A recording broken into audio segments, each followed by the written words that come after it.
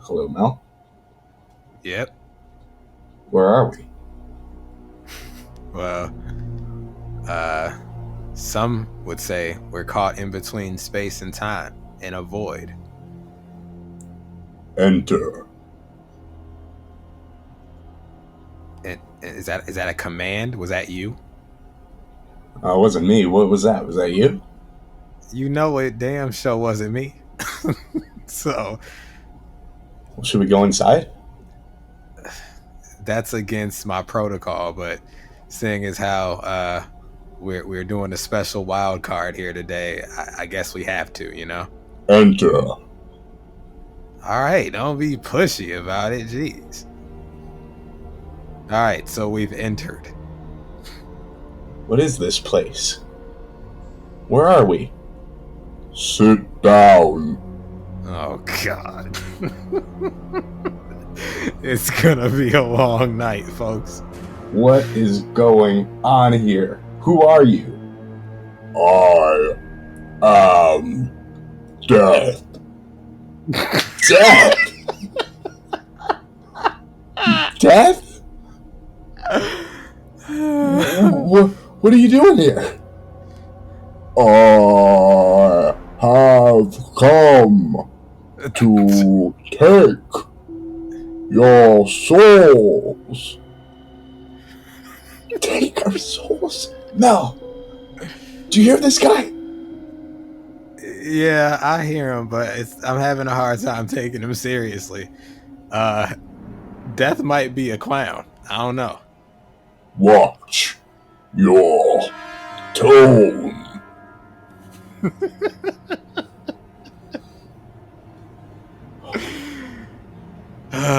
What do you want from us? 3 tails each. Okay, man. 3 tails? Tails for the season. Tails for the season. Bring me my tails. I know he ain't talking to me because I ain't no servant boy. So, Moulz, you might gotta go fetch that man his tails. What do you mean the tail? No, what is he talking about? I don't know, man. You wanted to enter. Tales from the Crypt? That's a great show. Should we tell him some stories? Yes!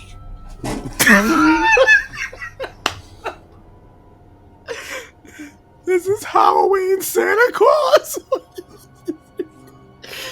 Listen, Death. If it's tails you want, then it's tails you'll get. He's probably talking to the wrong guy because I ain't got no tail, not one time in my life. What? He wants tail, right? Tails. I ain't got no tail. I don't No, know tales, stories. Dude, Oh. he wants haunted ghost stories. Got it. Wow. Yes. Okay. Sounds like he's on his last leg, bro. I mean, is he gonna be alive by the end of these tales? I don't know. It sounds like he's nutting, though. Well, we're gonna find out if Death What can die. is nutting?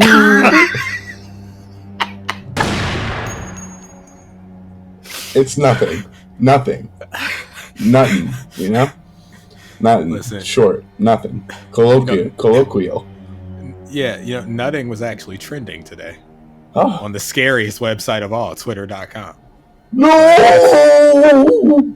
Don't say that name! Look, that's neither here nor there. We're in a void after all. So I guess we're going to find out if Death can die because we may bore him to death with these tales or we may keep him alive. I know I got some scary, haunted, creepy, ghoulish tales myself. I don't know about you. I got ghoulish, creepy, dark, and twisted tales. And I'm sure that Death would love to hear them and perhaps if we tell our tales, 3 tales each, that he'll let us go. One can only hope, because I got a meeting with a Bella Danger tonight. Oh, yeah!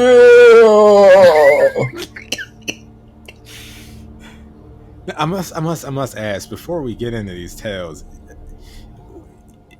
I mentioned ghoulish tales. One of your tales doesn't happen to be the Lil Wayne song "Ghoulish," is it? Because that is ghoulish, but in a different way.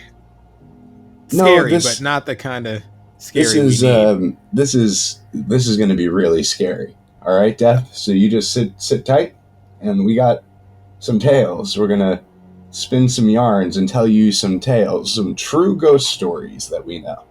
Oh, listen, much scarier tales than one of your favorite rappers of all time falling off. We got 3 tales each. You want to kick this off? I think it's only right. All right.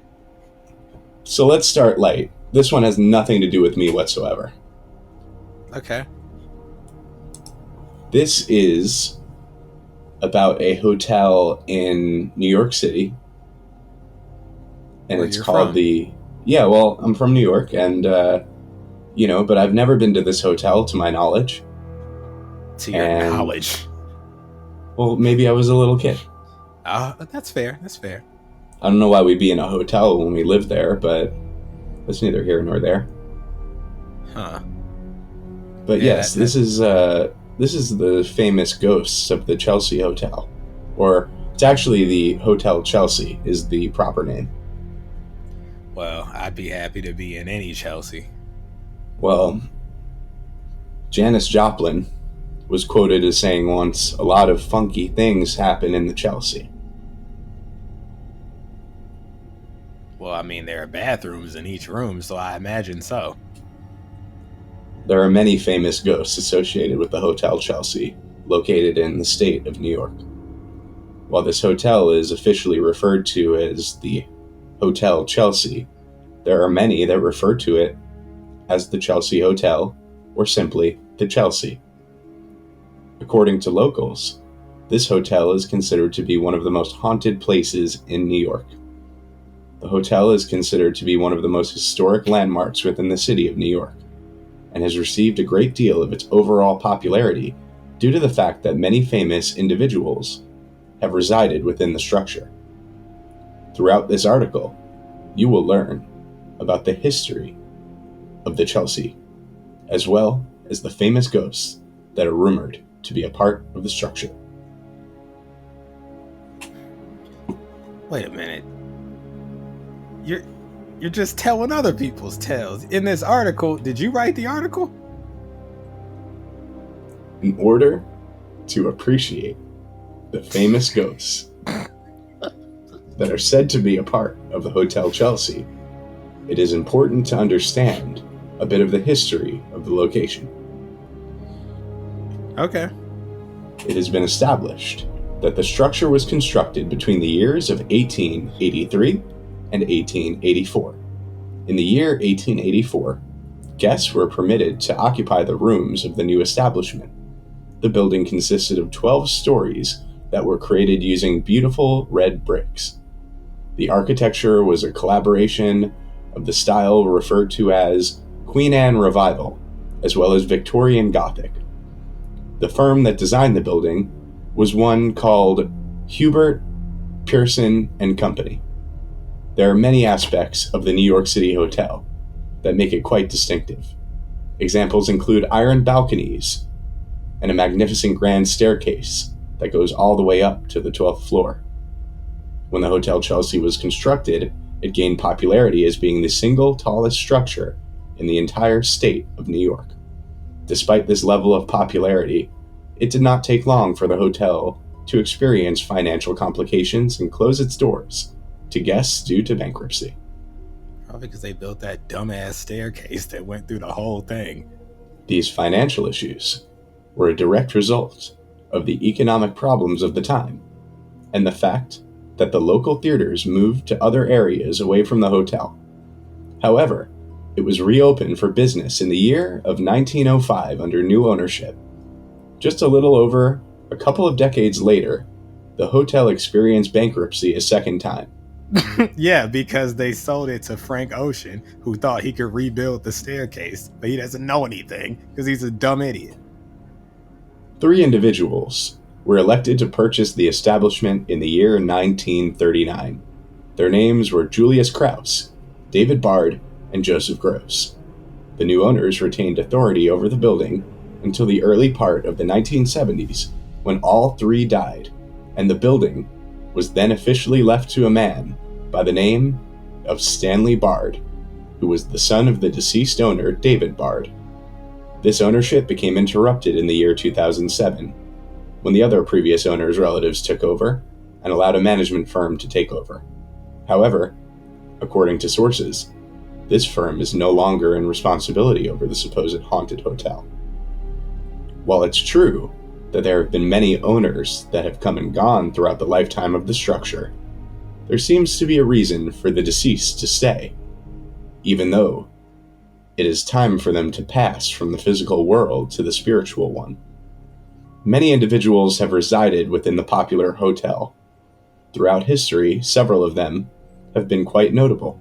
This type of popularity could be why there are rumored to be so many famous ghosts. It could also be why the hotel is considered one of the most haunted places in New York. There are many different famous people that have resided at the Hotel Chelsea. Examples of these individuals include Mark Twain, Arthur Miller, Tennessee Williams, Dylan Thomas, Madonna, and several others.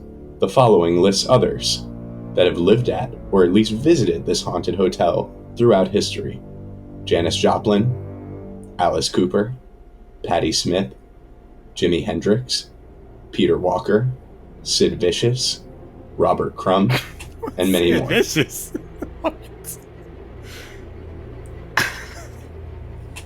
While evaluating the haunted places in New York and several other states, you will find that there is nearly always some type of death that occurs at what paranormal investigators consider to be a, quote, hotspot. The same holds true for the Hotel Chelsea. Many believe that the famous ghosts that haunt the location have a lot to do with the deaths that have occurred in and around the establishment. While none of the deaths seem to be related, they definitely seem to be a black cloud that lingers over this particular hotel. The individuals that have been gripped by the dark cloud seem to portray it best. At one point, Sid Vicious told the Associated Press that the Chelsea Hotel is a vortex, an artistic tornado of death and destruction and love and broken dreams. One of the most popular deaths involved a woman by the name of Nancy Spungen. In life, she was the girlfriend of the bassist of the group known as the Sex Pistols, Sid Vicious. Nancy left home when she was 17 years old. She immediately moved to New York City and acquired a job as a stripper. It is said that she enjoyed following certain bands around, such as Aerosmith and the Ramones. In the year 1977, she relocated to London and met the lead singer of the Sex Pistols.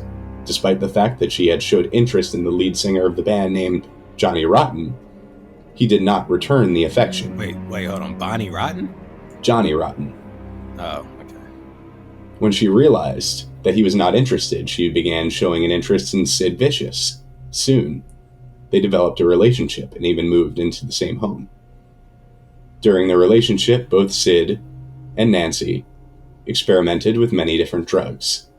It was during this time that the press dubbed her as, quote, nauseating Nancy, because she would often show signs of verbal and physical abuse in public without regard for others.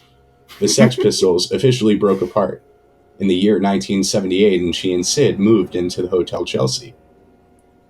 It is said that the couple resided in room 100 under different names than they were known in public. It was said that the couple continued to delve deeper into drugs, and that there were many heated arguments between the two. On the 12th day of October in the year 1978, Nancy was discovered dead in the bathroom floor of the room at the Hotel Chelsea, and Sid was arrested for the murder. He got released and was awaiting trial when he took his last hit of heroin and died. Many believe that some of the famous ghosts at this hotel are that of Sid and Nancy.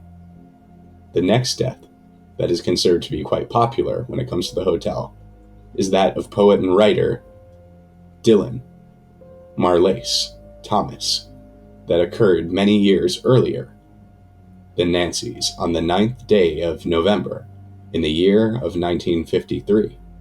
In October of 1953, Mr. Thomas arrived in the state of New York, and according to those around him, he had a wealth of medical problems. Many claim he had associated with his heart.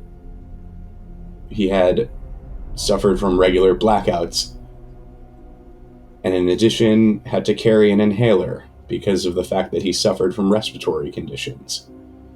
In addition to the medical complications that he suffered from. I thought he had lupus. It and was didn't also he die in said, a hospital? It was said that he suffered from alcoholism.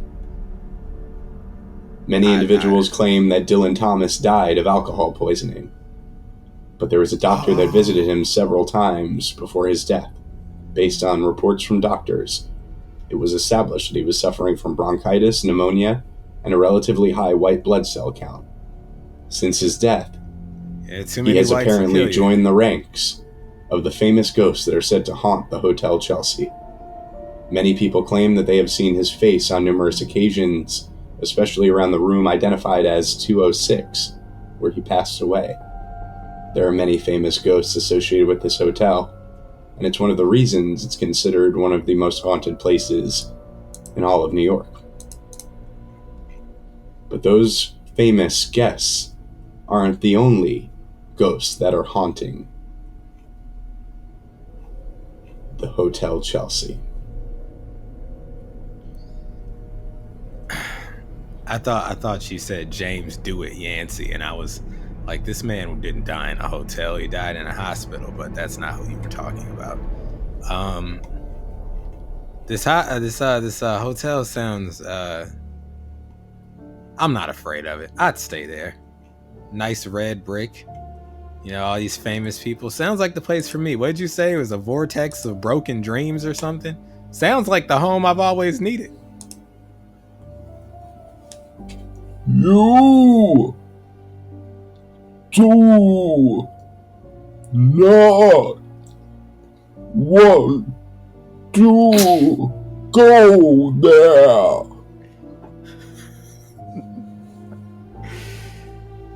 Whatever, bro. Tell me another tale. Okay, well, all right. I guess it's my turn. I think they call this storytelling.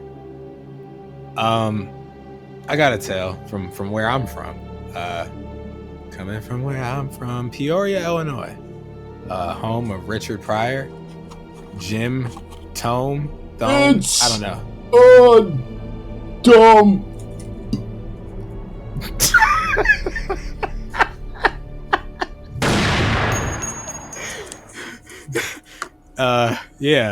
It could be considered a dump.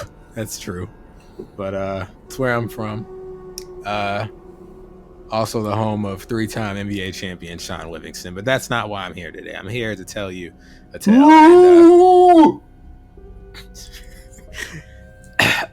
So this is a bit of local legend, local folklore. I moved away from here when I was 10 years old. So I spent the first 10 years of my life here. And during that time, built a lot of good memories. Or gathered accumulated a lot of good memories. One of those memories, a tale told on the playground amongst children. I grew up on the north side of Peoria. I had family on the south end, but I grew up on the north end. But I could be found frequenting all areas of Peoria. But this tale really centers around the south side of Peoria.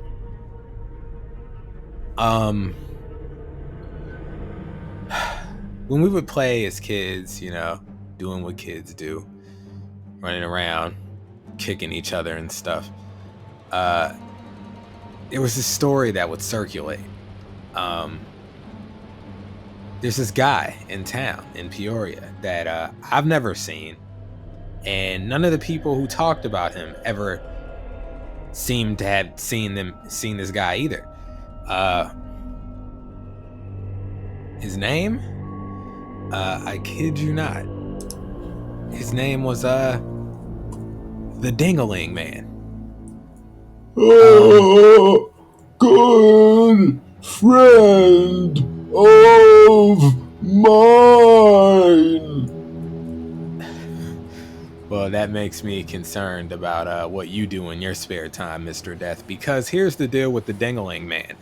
He got his namesake from exposing himself to people, mainly children. What the hell? Death, you yes. know this guy? No. Oh, now Death got amnesia. Okay, convenient. Anyway, here's the deal with this guy, the Dingaling Man. There's only one record of him that I could find online. You type in Peoria and Dingaling Man. It's just one article from woodfordtimes.com, written June 24th of 2009. It seems to be a column called Dwayne's World. And subtitle, Peoria is full of quirky characters. And he's mentioned here. This Dingaling Man.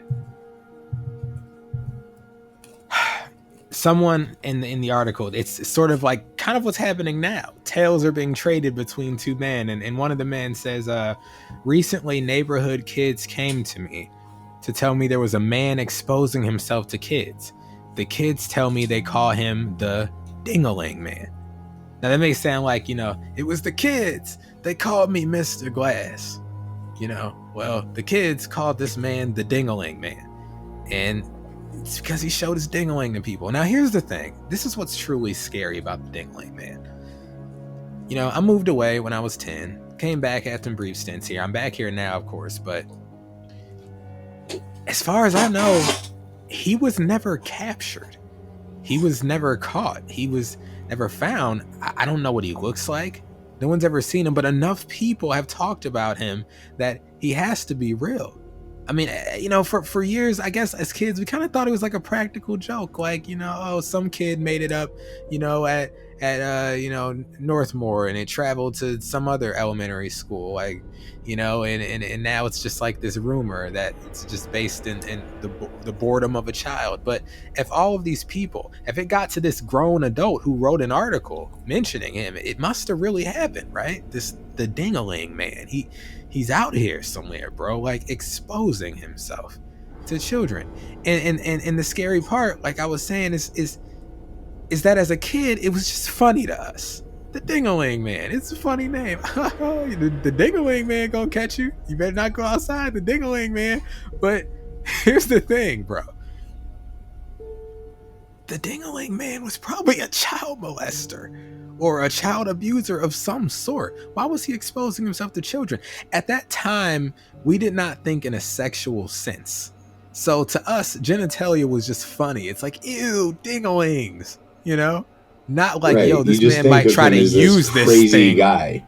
Right, who's just like naked, for no reason. Like, oh, he's naked, ha ha, the Dingaling Man. But it's like, you get older and you learn things. And you're like, yo, that Dingaling ain't so funny. He can do things to you with that thing, and it can traumatize you for life. So what was funny to us as a child is now frightening, ghastly to me as an adult. But you know what's really scary about the Dingaling Man? What's that? Every man that you see that you don't know could be the Dingaling Man. You don't know if you're in the room with the Dingaling Man or not. You don't know what the Dingaling Man looks like. No one knows. I mean, personally, I've always imagined him in my brain, ever since I was a kid. I imagine him with like an Inspector Gadget coat, and he'd just like walk up to people and like, rip the coat open like the trench coat. And well, that's and what people will be streaker like flashers and streakers right. and indecent exposers tend to do. But like if you looked at his face, I mean, you're a kid. You don't remember the Dingling Man. What he looked like. Obviously, they don't have even a profile of what his face looks like. No, the Dingling Man could be any man over a certain age that's walking down the block in the same room. Right. I mean, here's the thing. Based on the tale, the story, you know, he wouldn't stick around. He'd do it quick and then he'd run off. You'd never really get a chance to ask questions. You know, you just, you see the Dingling and he'd run off, you know? And so, you know, it's like, no one even knows. No one could tell me what the Dingling looks like. Is it big? Is it small? Is it even a black guy? And for some reason in my head, he's a black guy, but he might not be. I don't know. In my head, he wasn't a black guy. In my head, I'm thinking like a creepy old white guy. He could definitely be that. Like the kind of dudes that like go into the porno shops with like the fake mustaches on. Oh yeah, yeah, with the glasses, the square glasses. Yeah, with the thick frames. I mean, it's scary because like for all you know, the Dingling Man could be, you know, he could work as a line cook at one of the restaurants you deliver for. Dude, there's a chance he's long gone by now. I mean, we were talking about this in the late 90s, early 2000s. He could have died. I mean, he was an adult then. But he could, like I said, he could still be out here. You know, I mean, that is if he even exists. I know, I thought he was funny, but he did scare me. And I wasn't sure why. Now I'm not sure why he scared me, because at that age, I mean, I didn't think he could do anything other than show you his Dingling. But I was afraid that one day he'd find me and he'd show me his Dingling. You know, and I was just... Every now and then when we be out in the streets of Peoria, I'm like, yo, the Dingling, man, he's out here. He's lurking. He's somewhere, you know, and he's going to rip open that coat. The Dingling's going to come tumbling out, flop and hit the ground with a plop, you know, and there it is, you know, real Chappelle, you know, and he run away. That's really it, bro. I mean, he's an enigma. He's a local legend. He's an enigma. Last thing I gotta say is that I guess some have said he's been caught, but he's been released multiple times. They never keep him, you know. So maybe he has a deal with the police. I don't know, but that's my tale for you, Mr. Death. The tale of the Dingling Man. But you seem to know him quite well. No. Well, you said he was a good friend of yours.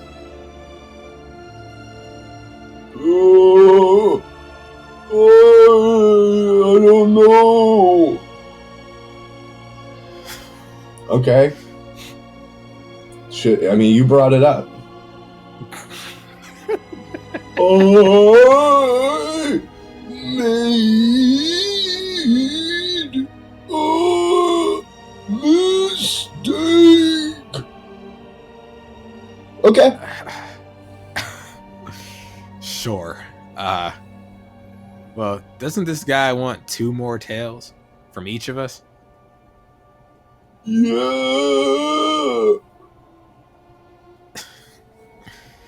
Mm-hmm. This man sounds like he's dying. He's like gonna croak like any second now. Well, he's death, Mel. So is he in a perpetual state of being near death because he's death? I think so. Don't know. You wanna go back and forth, or do you want me to tell another tale? I'll tell my tale. My next tale. Okay. Well, go ahead. Well, the next tale, I have some relationship to. I have a story of my own.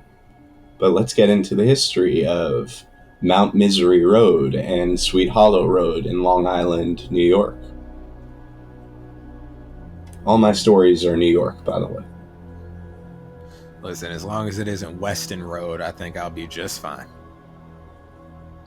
All right, so shall we take a trip down Sweet Hollow Road and Mount Misery Road? Sure. So, in the affluent Long Island suburb of Huntington, New York, there's an area known as West Hills, the home of poet Walt Whitman. It contained a very large nature preserve, and running through that nature preserve, there is a road. That road is called Mount Misery Road, and it definitely lives up to its name if the tales attached to it, that is, are to be believed. Nearby Sweet Hollow Road does nothing to dispel the spookiness that sits heavily around the area. Indeed, despite its idyllic-sounding name, Sweet Hollow Road is just as haunted as Mount Misery. But what is haunting them? By what are they haunted? Ghosts, perhaps? Stories, certainly. Either way, you'll want to keep your eyes on the road should you find yourself in either of these locations. Mount Misery Road has no street sign, just its name painted in white on a tree at the spot where it begins, and it has no street lamps. There are no telephone poles or cables or even any sign beyond the asphalt that paves it. Sounds like that a it public isn't risk. simply a vision from the past. It's twisted and narrow like Clinton Road in West Milford, New Jersey. It's easy to see why it inspires so many strange stories. Wow, Crooked Hillary? Oh wait, sorry. I'm not supposed to do that.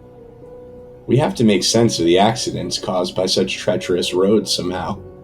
The northern drivable portion is roughly half a mile once you hit the forest, though. You'll have to go on foot. The Mount Misery Road trail meets up with the Walt Whitman Trail about a third of a mile from there, and you can either head west on Walt Whitman for another half mile, and then take Round Swamp Road and Hilltop Drive to reach the southern drivable portion, or you can attempt to soldier on through to where Mount Misery Road continues just south of the Northern State Parkway, although you'd likely be on your own out there in the wilderness if you do. All told, Mount Misery Road is only about a mile and a half long, but what an eventful mile and a half it is. You'll have an easier time of it, though, if you head down Sweet Hollow Road instead. Running parallel to Mount Misery, Sweet Hollow and its stories are all tied up with its sister road's tales of horror and woe. At about 3 miles in length, starting at the West Jericho Turnpike and ending when it intersects with Route 110, Sweet Hollow is roughly twice as long as Mount Misery, and it has the added bonus of widening straight through the West Hills Nature Preserve. There's no need to go off-road, unless you're feeling adventurous, that is. The stories that cling to Mount Misery and Sweet Hollow Road are many, the most elaborate of which tells of a psychiatric hospital first built in the woods surrounding the road in the 19th century. Rumor has it nonsense that the hospital burned to the ground, possibly due to a fire started by a patient, but possibly due to some other unknown accident, with all its occupants perishing in the blaze. Some 10-15 years later, the timeline varies depending on who's telling the story. It was rebuilt, although strange phenomenon suddenly plagued the new hospital. At night, the smell of burning buildings and the screams of the unfortunates who lost their lives made sure that no one forgot what had happened on those grounds. And 5 months later, the new hospital burned down as well. This time the ruins were left well alone, although the land nearby was used for housing. There's reportedly still some houses deep in the woods, although they are very few and far between. Sometimes people say the patient who started the original fire may still be seen, clad in a hospital robe, dancing off the side of the road. But like much of Long Island, Sweet Hollow Road has its Mary's Grave legend.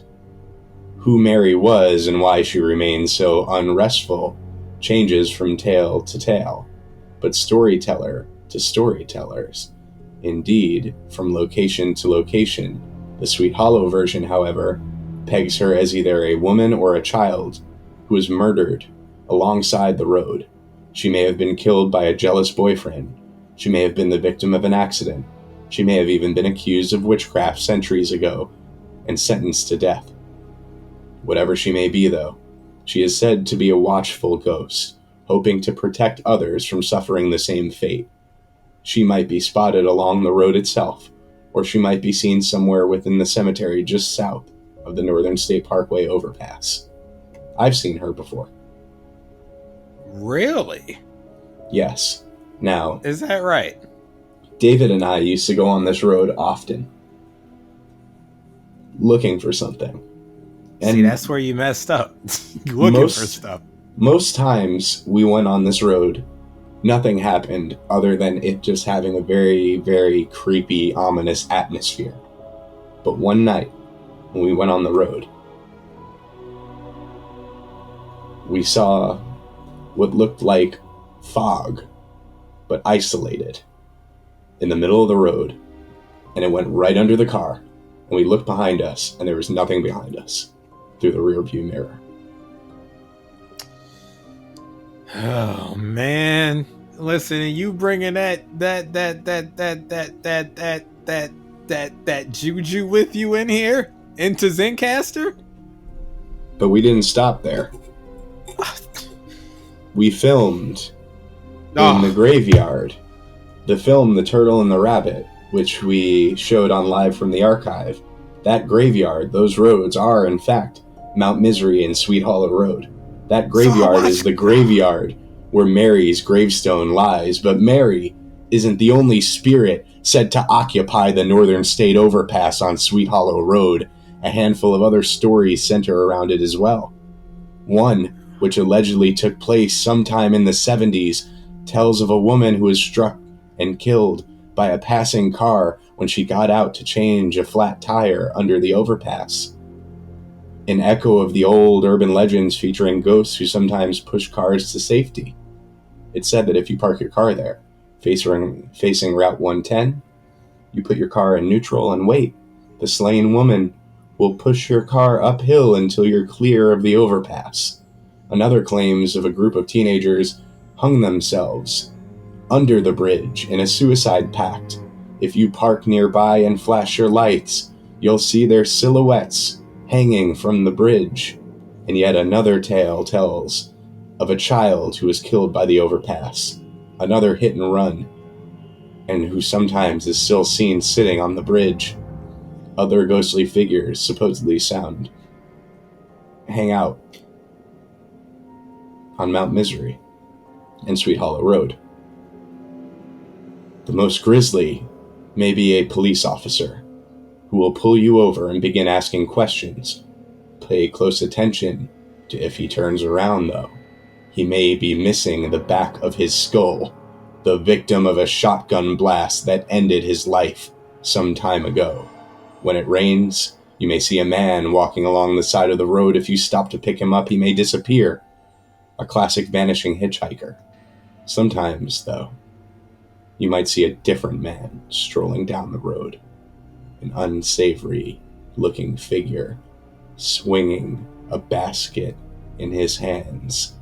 If you look in the basket, you'll find a collection of heads, minus their bodies, supposedly sliced off the shoulders of people who disappeared in the area. It is not recommended that you stop for this man, or that you look into his basket.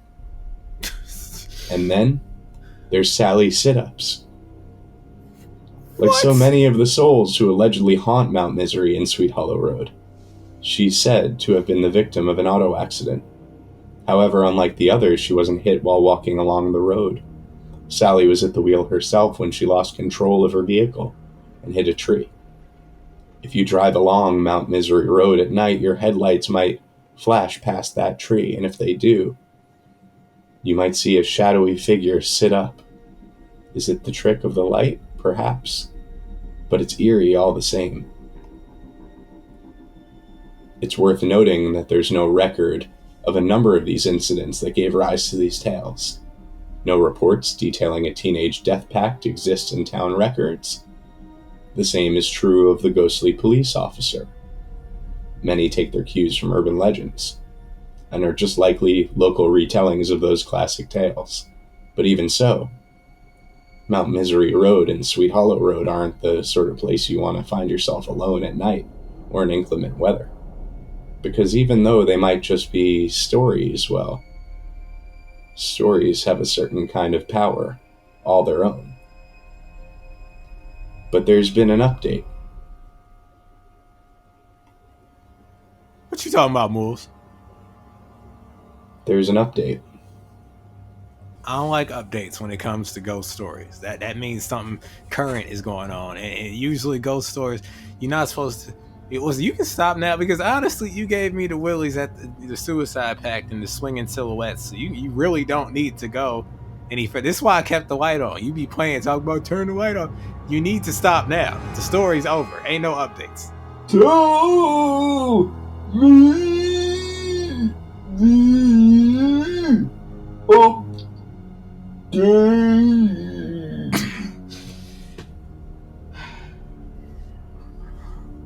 Gonna listen to this guy. Sounds like he hasn't been updated in like 200 years. Well, if you're really scared, Mel, perhaps I'll spare the update.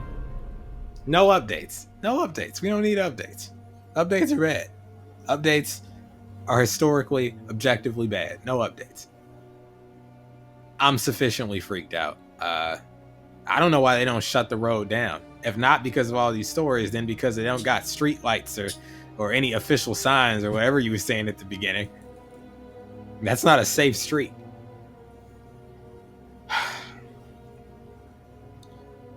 All right, well, I got you. I can match you. Although I'm warning you, my tale might be even scarier than yours. What? Yeah. I'll tell you what. The swinging basket with the heads in it is pretty creepy, and the cop with the head blown out, and the hanging bodies, and the burned asylum. I mean, listen, burned asylum, classic.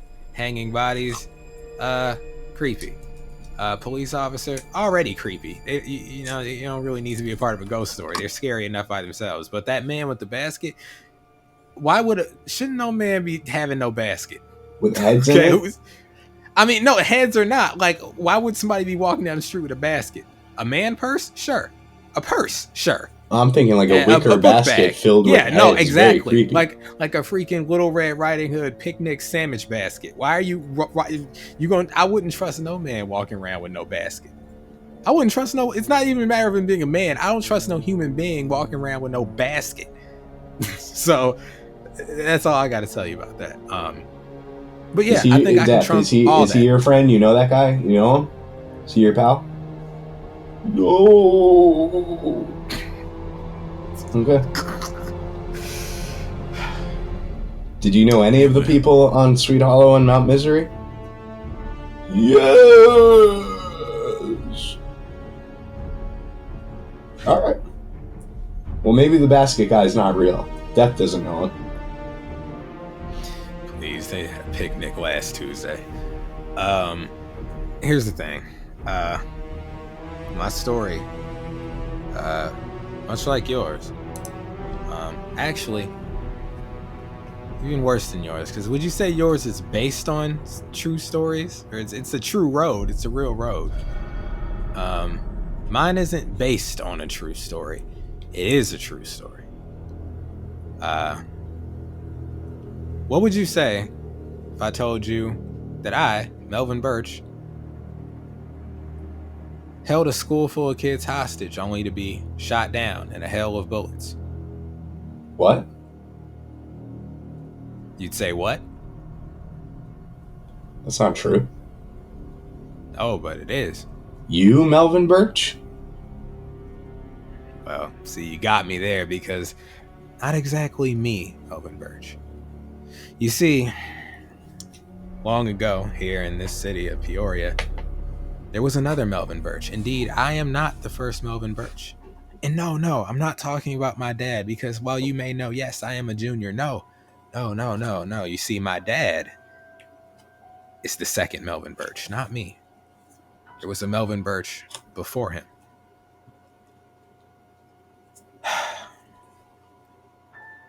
This may be the first time I've discussed this publicly. It's a dark tale, but understand that I'm not telling this for jokes.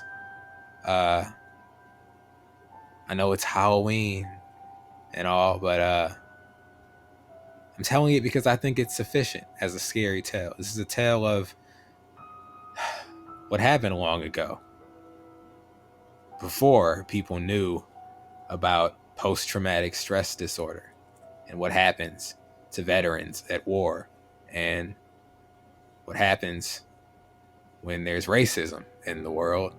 And I think those things are more frightening than ghosts. Well, yeah, that's real life horror. And I do know this story. You've told it to me, and it's chilling in a very real way, and it's also very sad. This is all true.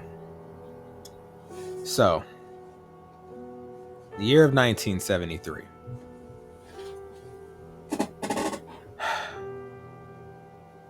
Melvin Birch and a few accomplices, let's call them accomplices. They were friends, but accomplices by all accounts. They got some guns, all got together, and they went up to St. Cecilia Grade School.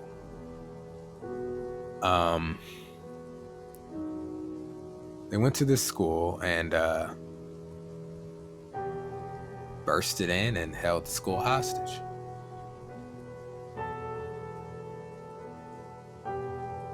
I'll just read you some of the story.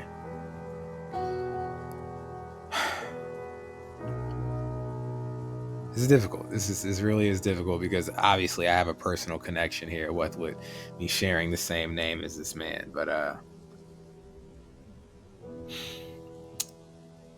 there was a standoff. They held the school hostage. Of course, the police were alerted. There was a standoff for about 90 minutes. Eventually, out walked Melvin Birch, holding a gun to a 10-year-old's head.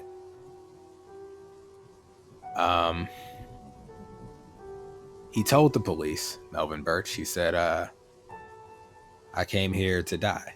Kill me, I came to die. And that's just what happened. The kid broke free, and they shot him like 11 times. Killed him right there on the spot. Now, this is what you must know about this. The motive behind why they went up there to St. Cecilia that day and held that school hostage, what exactly was going through Melvin Birch's head, still unclear to this day. But what I can tell you is that none of those kids were harmed. No one was harmed but Melvin Birch. He was the only casualty of that day. Now, of course, that's not to say the kids weren't emotionally scarred. I mean, 3 guys come into your school and hold it hostage, and one of them screaming, I came to die, kill me, I came to die, probably going to be traumatized, yeah. But they weren't harmed. His accomplices weren't even harmed. I'm sure they were arrested, but yeah, it was a huge, relatively huge, it was a national story, what happened with Melvin Birch, my great ancestor. He would be my great uncle, my grandma's brother. Obviously, he died before I was born. This was 73. I was born in 93, 20 years later. My dad was born in 75. Of course, named after this man, my grandma's brother. Now, some may ask, oh, wow, why would she name her son after this infamous character? Well, it was her brother. And the thing is, too, I mean, obviously, with a situation like that, you got to assume he wasn't all the way there. You got to think about this. The era he was in, he was a Vietnam War veteran. Of course, that time, PTSD wasn't a buzzword like it is now. And, you know, it wasn't as well understood, you know, the effects of war. That is. So family members seem to think that played into it. No one really knows for sure, but Funny thing is, Mayor Jim Artis, I don't even know if he's the mayor anymore, but let me check here. Hold on, Mr. Death. Let me check. Yes, he is currently the mayor, Jim Artis. Funny, my dad, Melvin Birch, has done some dealings with Jim Artis to bring a basketball tournament back a few years ago. I'm sure he was alarmed to see my dad's name pop up on his caller ID. But yeah, he is the brother of Christine Artis, who was one of the students that day. So the name Melvin Birch holds some weight in the Artis family for obvious reasons. Her brother, also Jim's brother, John, is the one who volunteered to be the human shield for Melvin Birch. He's the 10-year-old that came outside with the gun to his head. Now, of course, in these times with, gun violence and school shootings, this is probably scary, but, I really do believe this is a tale of a man who was disgruntled, had been shipped off to war, came back to racism in his country, and was... And just how they treat veterans in this country, which is not very good. Not well. To this day. Gotta believe. For that matter. To this day. That's what's really scary. And my dad's a Marine. Thankfully, he doesn't suffer from any of these, any of those effects. I mean, if he does, I've never noticed. And he's been in combat twice now. But yeah, I'm named after my dad, who was named after the original Melvin Birch, his uncle, my great uncle. And I am chilled every time I pass by that school. It was shut down shortly after the infamous event. This has been a pain for my family for many decades, because they would run like the story on the anniversary of the day, like every year in the Peoria Journal-Star, and my family understandably was like, I really wish you guys wouldn't keep, this is painful for us. And, I think it's reasonable for them to say that, because none of those children were harmed at all. The only person who was harmed and killed, as he asked to be, was Melvin Birch. So to get that reminder every year on the day, front of the paper, or wherever in the paper it was, is, triggering. I believe they've stopped in recent times. I don't know if it's because of my family's complaints or whatever, but it's chilling for me to drive by that area. Surprisingly, growing up, and I was told about the story very young, because of course my family, my dad was like, if you might notice some strange looks, around town if you say what your name is, or you're in class, somebody might look at you funny. It's because of this guy and what happened long ago. Of course I thought, why would you name me after this guy? But you get perspective when you're older.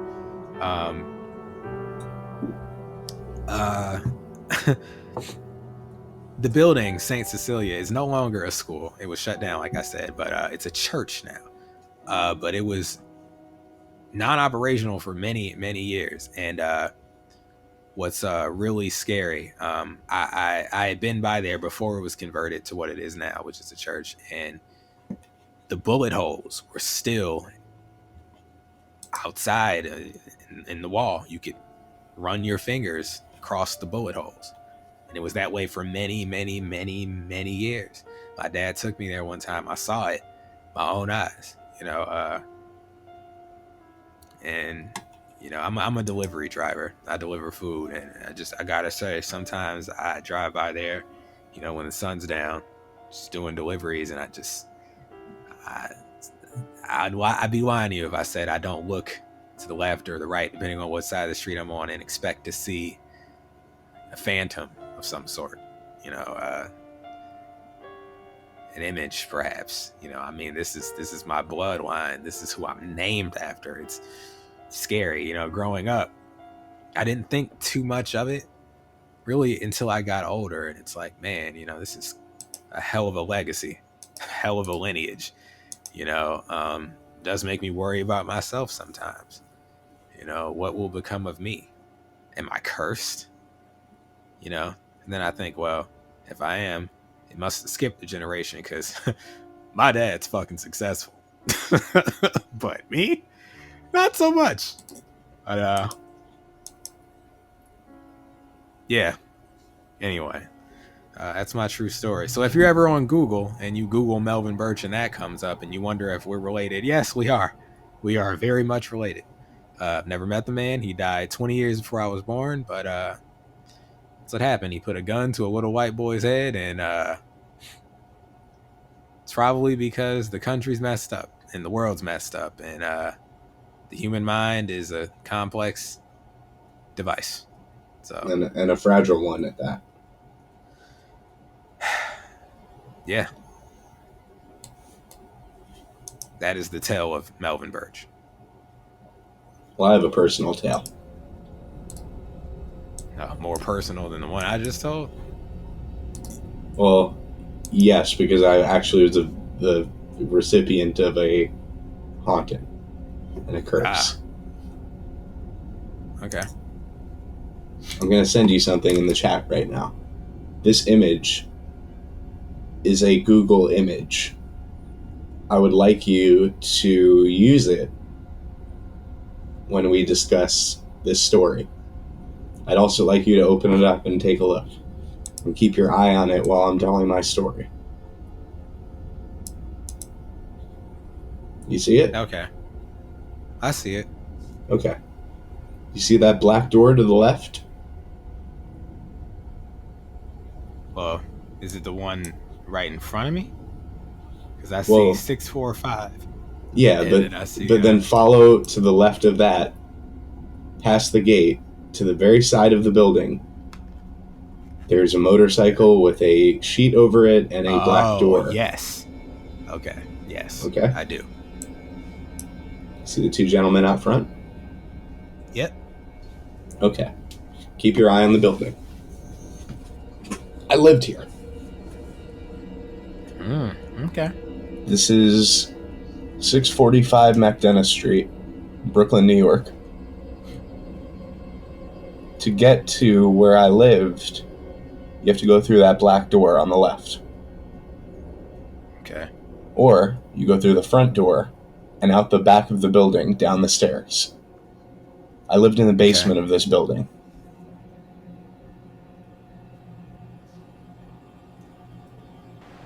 All right. Two others lived with me. David, who was my film production partner, and Mr. P. Mr. P was someone who is basically my OG. And I spent a lot of time with Mr. P in the studio in Flatbush. Eventually, we moved the studio here, and we all moved in together. Okay. Through those black doors, down the stairs, around the back of the building, through, they're called like flood doors or storm doors. Big, nasty metal doors. All right. So, we're all living together, and this building was purchased. The owner of the building was David's dad. He had just bought this building in some sort of auction. So David's dad owns this piece of property now. I'm paying David's dad rent every month. Mm-hmm. David's dad gives Mr. P a job as the super of this building. Okay. That's nice of him. You know, just handling, maintenance calls and things like that. David is essentially a middleman for his dad. And he has to collect rent from the tenants. So we all move in and we build the studio in the basement. Studio A, Studio B, the mic, like the booth, and we have the control room where we're going to build a video production stuff. We got a bar down there. I mean, what I'd come to find out later down the line was this used to be an illegal speakeasy.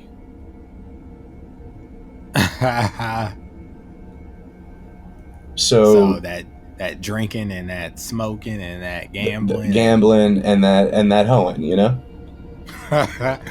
Gotta love it. The pimping and the hoeing, they had let me put it this way: there's a sex room in there. Ugh. We found it, and we obviously Don't tell me you revitalized it. No, we broke it down and built a bunch of shelves for equipment and stuff. So basically, okay. Yeah. Well, basically, I mean, I gotta say, it was a construction site. It was a construction site. It was hell down there. I was paying legit $400 a month for a 1-bedroom. Plus, I had the other side of. So the way it was, it's the basement of this whole building. So it's pretty large. You walk through the flood doors and you can go right or left. If you go right, to the left is the boiler room. Then to the right is the bathroom, or you could go straight ahead if you just go right as soon as you turn in. And then there's a kitchen and 2 bedrooms. Okay. That, were obviously they were set up to be kitchen. They were unfinished. Let's put it that way. My door didn't close fully. I had to put something that was heavy up against the door to keep the door closed. Right. David didn't even have a door. He used a sheet. So it was half basement. It was kind of like a fucking trap house down there. Okay. Now, if you make a left, there's the main kind of lobby, if you will. And you can either sit down on a couch, or to the right is a shower room. You walk up into this shower. Not even a shower head on this thing, just a spout that shot water out. Dude, this thing is, you want to talk about a fixer-upper, okay? This is a full-on construction site. It's a construction project. I have a job. I can't do this shit, Yeah. Now, you walk past the shower room and the the bathroom and what was the sex room, but got broken down into a bunch of shelves. You walk either right into the bar / video production area or the studio. Now, here's the thing. This whole place is a complete fucking nightmare except for the studio. The work that got put in there, once you walk to that side, past all the construction, past all the bullshit, the studio looked really nice. It's you're walking through freaking Mankind's boiler room, and then you just come across a recording studio. So most of the time, me and Mr. P are in there working on music. And David's dad has construction people coming through, but also at times we're doing work as well down there. And we're doing work on the film and video side of things. And the construction people, they're doing work on the other side of things. So there's a lot going on here.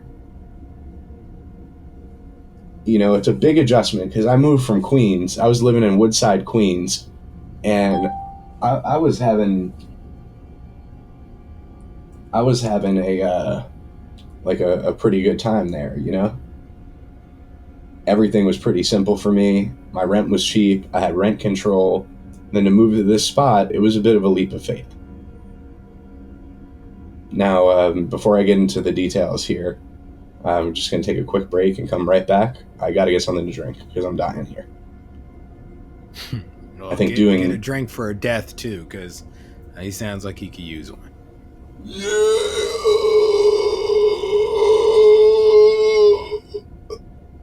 All right, I got you. I'll be right back.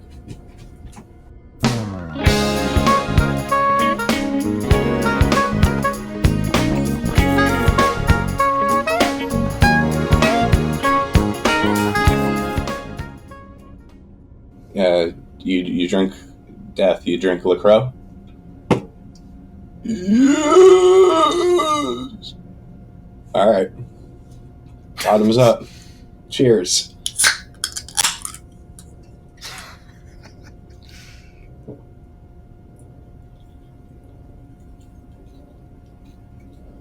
Ooh. Feels good, man. Feels real good. Wow. Death? Yeah. I love that LaCroix. Huh. What do you know? He went from sounding like he had lung cancer to just sounding like a stoner. Smoking weed.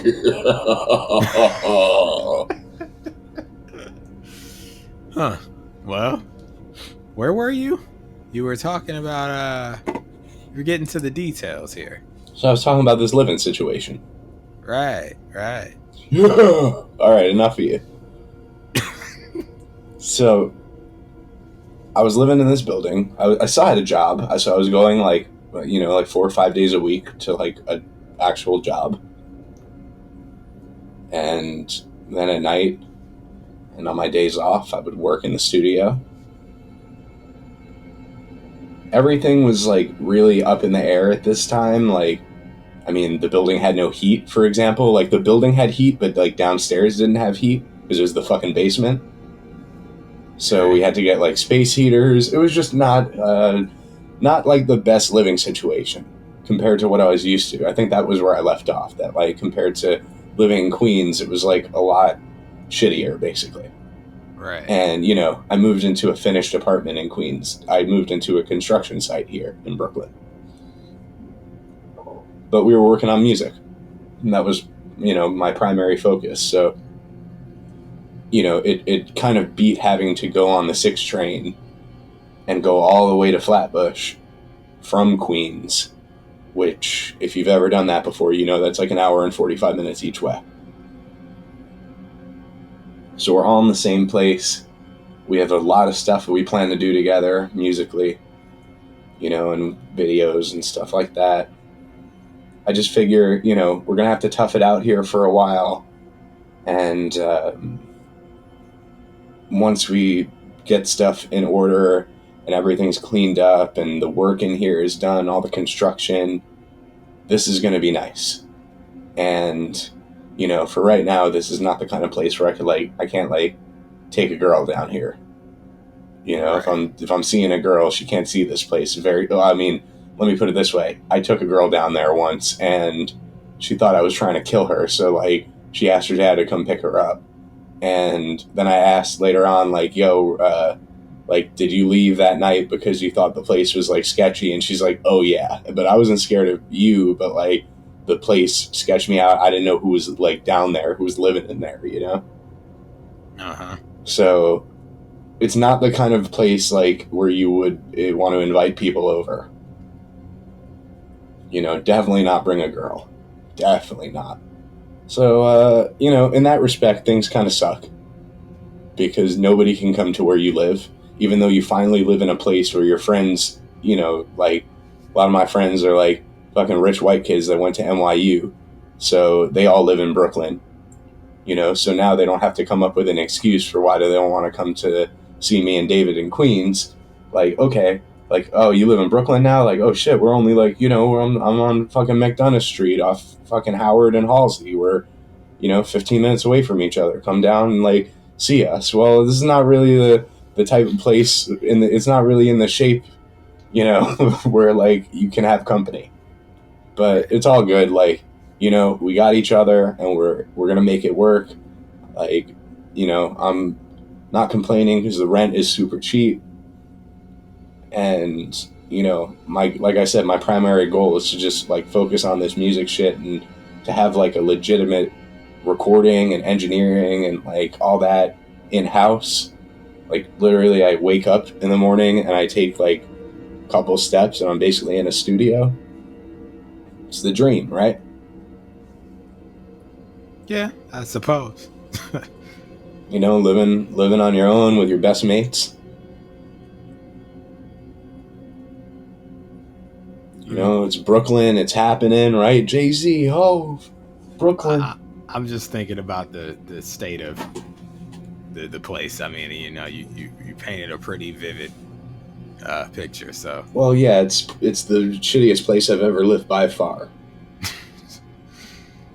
and that includes like living in a cubbyhole basically for 3 years when our house burned down and it was being rebuilt, and we were living in like the fucking loft of our, you know, like fucking family nursery school, like 20 minutes away from our house, you know, like literally like me and my parents in like a fucking small ass loft together. I'm in high school, but that wasn't shitty. It was small, you know, there's a difference. Like I was just basically in a, like my room I couldn't stand up in. Mm-hmm. But at least like, you know, I had clean sheets and there's like food in the fridge, and it was like, you know, it was what it was. It was very small, but we made it work. This was very large, but like with how large it is, it's also like a large piece of garbage. I mean, to the point where one of the bathrooms, you got to lock the door with one of those hook locks. Hook locks. You know, like there's like a little like thing drilled into the doorpost that you like swing the hook through, and it goes into the little circle divot thing. Yeah. So yeah, it sucked. I mean, but we were gonna little by little get the place in order, and the plan was to eventually get it in such order that we could reopen the space, but not as a speakeasy, but as like a place where people in the neighborhood could come record for like $35 an hour, like cheap, you know, and get, you know, anything from production, video, anything out of there in-house. That was the goal. Okay. So, long story short, all this is going on, and you know, David, being the son of the owner of the building, has to do a lot of middlemaning for his dad, which includes getting rent from tenants and, you know, dealing with tenants who at times, you know, will duck him for the rent. You gotta hate it. So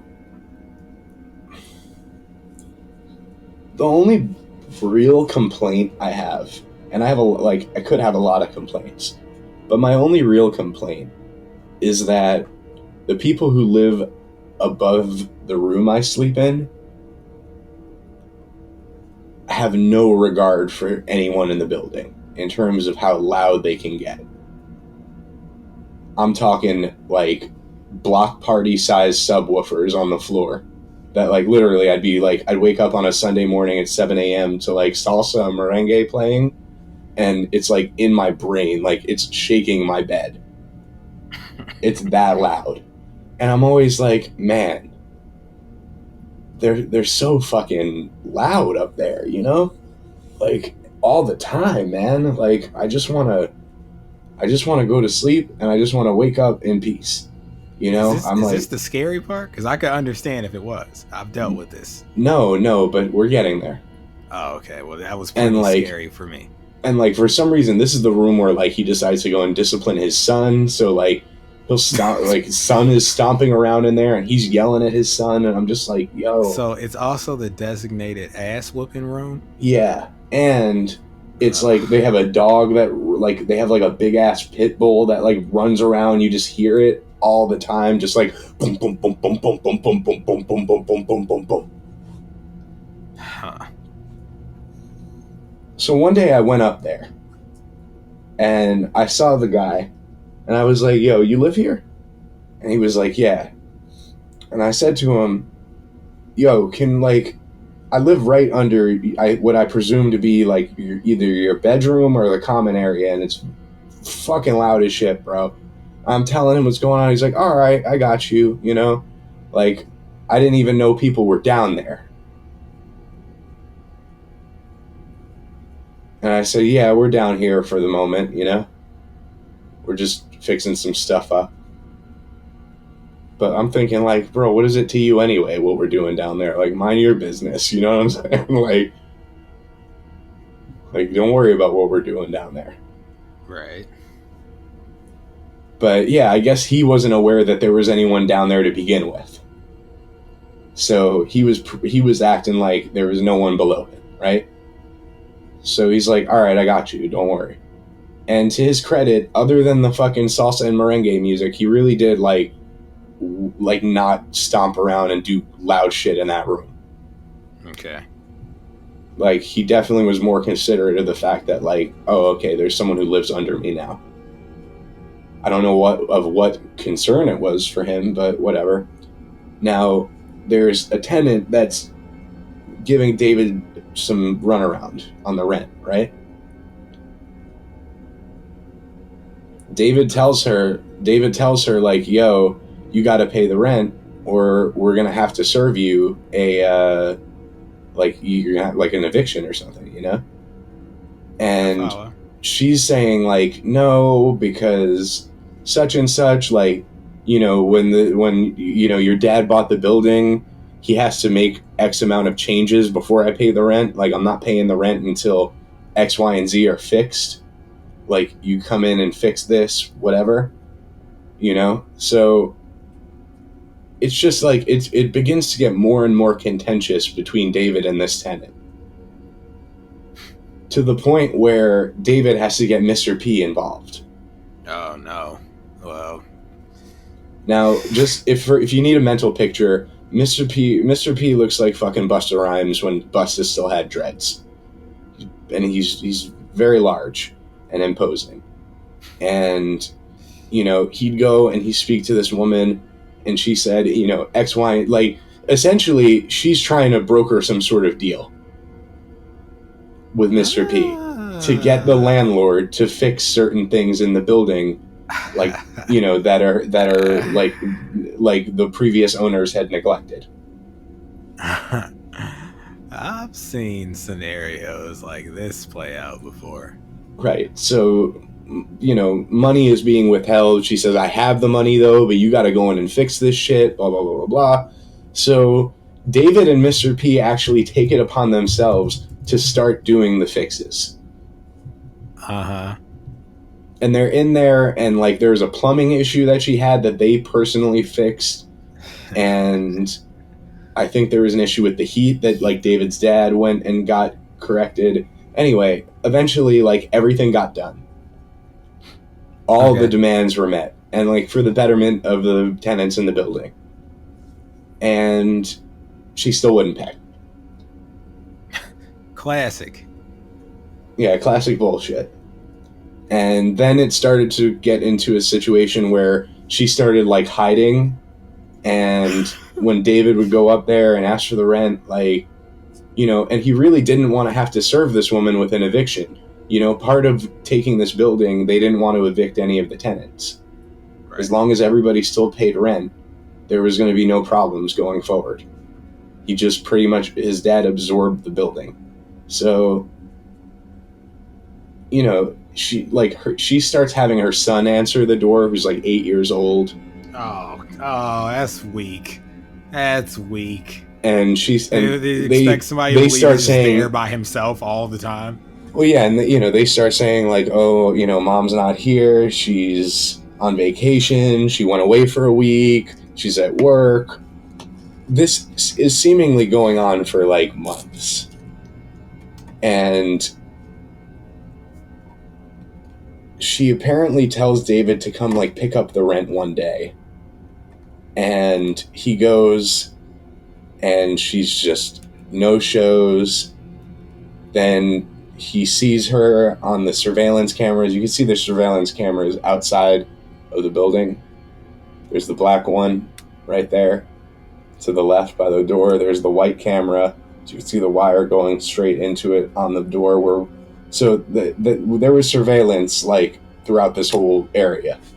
That's how we knew a certain rapper that we allowed to stay with us crawled through the window and lied about it. Right. There are cameras everywhere. So Mr. P sees her coming in on the camera, and David goes up there, and David makes the big mistake that causes a series of events to start to take place. He calls this woman a fucking bitch. Well, I mean, those are fighting words in some circles.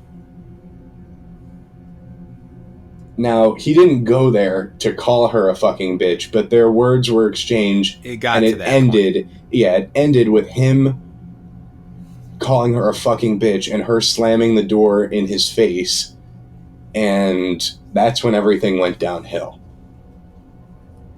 Okay. So, things start to happen that aren't good.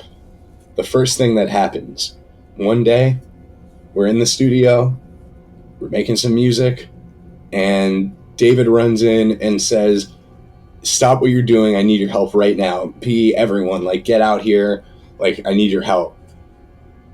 And we get out of the studio, and there's, like, the water pipe, like, the water, like, line that goes into the bathroom is just, like, shooting water out. It's snapped, basically. Okay. And there's water spraying everywhere, like, kind of like if you could imagine a fire alarm gets pulled and the water comes out, like, it's everywhere. So we're trying to, like, patch it up and, like, stop the water from shooting out everywhere. As soon as we do that, another part of the pipe bursts. Like, yo, this is fucking crazy. They gotta hire someone to come out immediately and fix this shit up. And no lie, bro, this is like a 5-hour thing. It's just, like, so much shit. Like, water's coming through and P's like with a giant broomstick, like, brushing water out of the door. Like, this shit is crazy. I've never seen anything like it. They patch it up.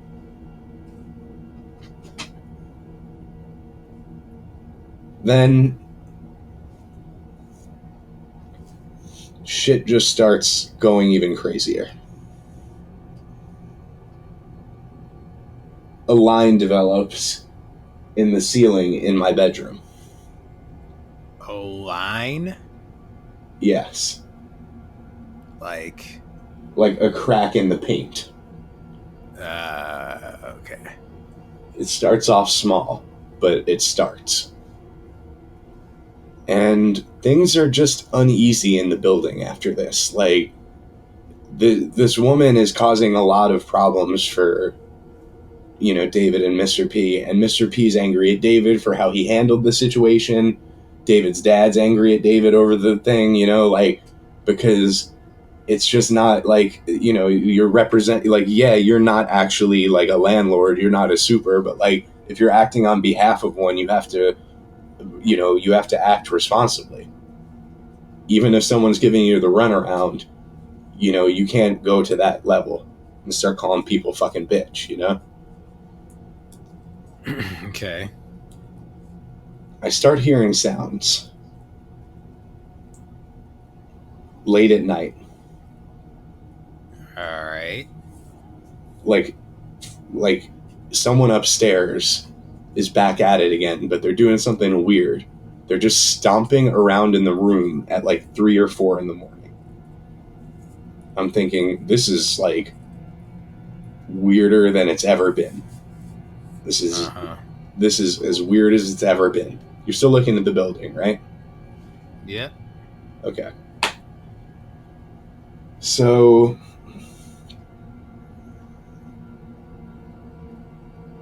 I'm not going to say everything went back to normal, because there were some things that happened here and there. Mr. P got hurt. He slipped on something, like a patch of dry ice, or, like, what is it, black ice, like, outside in the back area, coming down the stairs. Things were just off, and I really couldn't put my finger on what was going on, you know, and just things weren't happening at the speed that they needed to be happening down there. Like, just felt like I was going to be living on this construction site forever. people even started acting like Mr. P and David, like they started to act like more depressed and angry, and like just like everything, the mood had changed, you know? It's like we were living in this like bunker, and we were just gonna like rot away down there as like everything just fell apart. Nothing was ever gonna get done. This was like, you know, it was like I was living in like purgatory, you know? I was living on a fucking construction site. There's like nails and screws and, you know, shit on the floor. You know, there's dust everywhere. It's just like no human being should be living like this.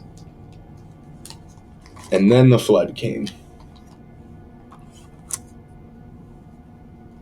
Came home from work one day, and the entire place, I was like up to my ankles in water. Everywhere.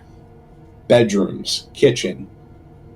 Everywhere. Like, it didn't reach the studio area, but it reached like the way that there was like a bit of an incline and a dip. So it kind of settled by like the shower room area, but the entire right side of the house completely flooded. And it's coming from the boiler room. Alright. This is worse than before. Last time was water spraying everywhere. This is like the ground is water. Right. Hours and hours and hours of work to fix this. To get it so that like, and here's the thing, like the fucking surge protector that my computer is plugged into, floating. You know, luckily I had my desktop up on something that was about 3 feet tall, up on some like little cabinet thing. Cabinet completely flooded. The desktop on top, perfectly fine, but you know, the transformer basically like floating around in water. You know, a nightmare, basically. A nightmare.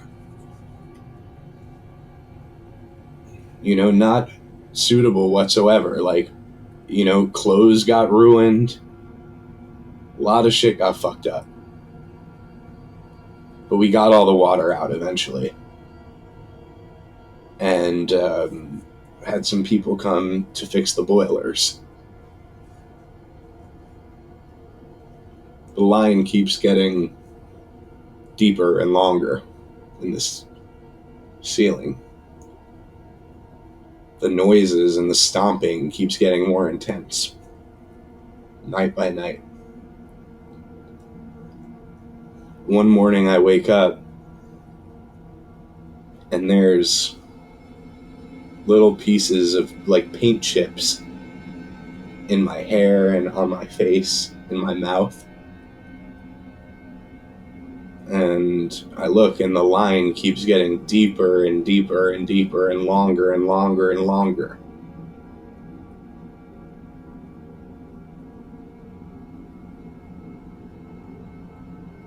I need to know what's going on. Yeah, understandably. I go upstairs. I speak with the man in apartment number 1. He's confused because he said that he's trying to be more conscientious of the fact that there's people living below him now. Well, I said, yeah, but in the last couple weeks, 2, 3, 4 in the morning, stomping around. And he asked me if he could come down into the basement and if I could show him what room I'm talking about. Okay. So I take him down there, and I show him my room, and I look up at the ceiling, and he looks up at the ceiling. We go back out and go back up, and go through the front again, back into his apartment, and he takes me into that room. It's his bedroom. And he wouldn't be stomping around at 2, 3, 4 in the morning. Because he and his wife are asleep. And his son is asleep, and he has to take his son to school in the morning. So there's no reason why I should be hearing someone knock around like that unless it's the dog. Do I think it could be the dog? Well, no, I don't, because dogs' footsteps don't sound like this. Dogs' footsteps have also the sound of their claws in them, so there's a bit of a rattle to it. This isn't a rattle. This sounds like someone stepping in, like, boots on the floor, like they're doing an aerobics routine. All right. And he says, man, I don't know what to tell you. So I go back down. And I go to sleep. And I wake up and I hear the fucking noises again. Okay. Something is not right. I tell Mr. P, like, yo, I don't feel safe here tonight. Like, something's going on. Blah, blah, blah. He's like, nah, don't worry about it. You're good. Like, just chill, you know? I'm here. David's here. We're fine. Like, I'm up. Mr. P never slept. Jeez. So he was up. He was in the studio. You know? David was in the room next to me, like, which, by the way, you had to walk through his room to get into my room. It was weird. You know? But, you know, he was just telling me, like, don't worry about it. Like, you know, what we'll do is we'll get Isaac, that's David's dad, to come over here in the morning and take a look at the ceiling, and he'll talk to the guy, because I think the guy's just bullshitting you. All right, cool. Go to sleep. And I wake up because the ceiling has caved in on me. Right, I'm familiar with this part of the story. And there's like sheetrock and dust and junk and crap all over me. I'm covered in it. It's like someone crumbled up a bunch of cookies all over me. And then threw fucking baby powder on top of it. That's how I feel. I'm just like, yo, this is ridiculous. The ceiling just caved in on me. Yep. And then I decided I'm going to leave here because something is not right about this place, and God is telling me to leave. Now, I'm not a very religious person, but if I've ever felt God in my entire life, it was that day. It was that morning when I woke up, and I just said to myself, I gotta go. In fact, not only do I have to go, I gotta go to work, quit, and then move back in with my parents. I have to leave everything. So I went to work that day. I quit. Came back, told David and Mr. P I'm moving back in with my mom and dad. Packed my shit and left. Right. But then I found out what was happening. Once I left. Okay. Gotta say, I'm pretty nervous right now. Came back to the building. Talked to someone in the building that I knew. It's not one of these two guys that are standing outside, but it may as well have been. All right. WB. Hero. Sunrise, 1925. Sunset, 2006. Do you see that awning? I do. Zoom in on it. I did. Okay. The woman who David called a fucking bitch was a voodoo practitioner. Okay, this went exactly where I figured it was going, and I hate it because this is the kind of thing that freaks me out. She was a voodoo practitioner. Great. Okay. The person who lived above me? Uh-huh. WB? Yeah. Walter Bain Jr.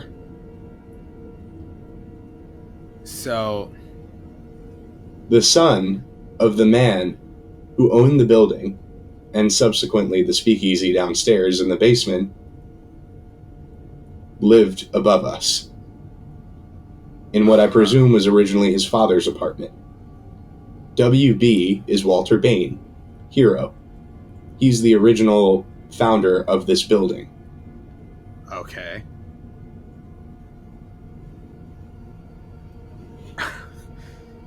Walter Bain was acting on behalf of the voodoo practitioner. Man. Walter Bain was the one stomping around, which caused my ceiling to cave in. Walter Bain caused the leaks from the boiler and from the water line.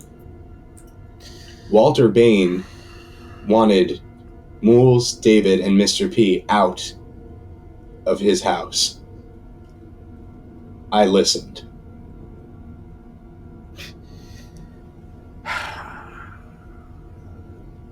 I'm chilled.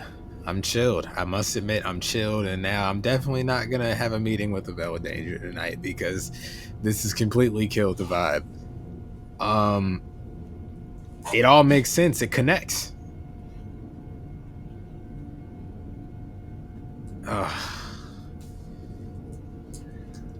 I hate this. I hate this. Yeah, I hate this so much. I hate it too. Oh, please, Mr. Death. You love stuff like this. Walter Bain was a good man.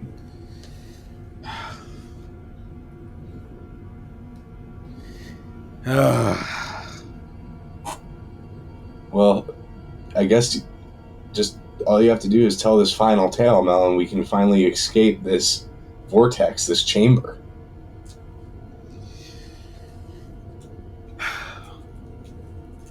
I gotta ask. Please tell me that you've embellished some details of the story, that you're just speculating that that's what you practiced.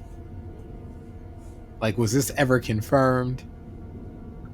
Did I bother to go to her and confirm the details? Yes, I did. You did? And she told me exactly what the person outside told me. She didn't curse me. She cursed David. And with myself and Mr. P living with David, we were recipients of her curse. Did she break it? Yeah. When David left. 2-3 months later, after I left. Oh, and by the way, David won't discuss this with me. He won't discuss the details that I've brought up or the subsequent details which led him to leaving this building. So do you not even know what the subsequent details were? No, I don't know what else went on here. Oh, man. I was the first to leave. And I know that Mr. P still doesn't live there, but he works out of there, so he still has the studio down there.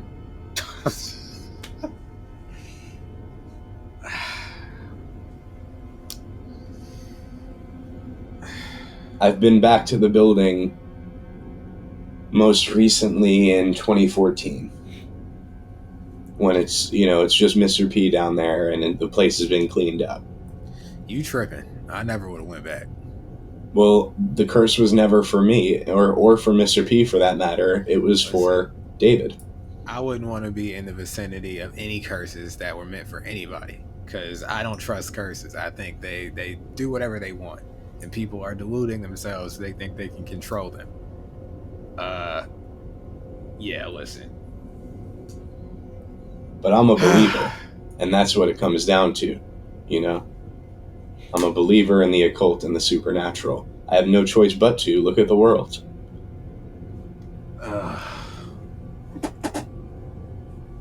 So would you like to tell the final tale?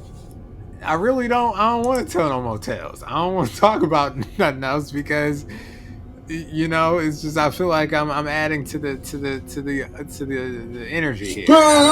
Spill!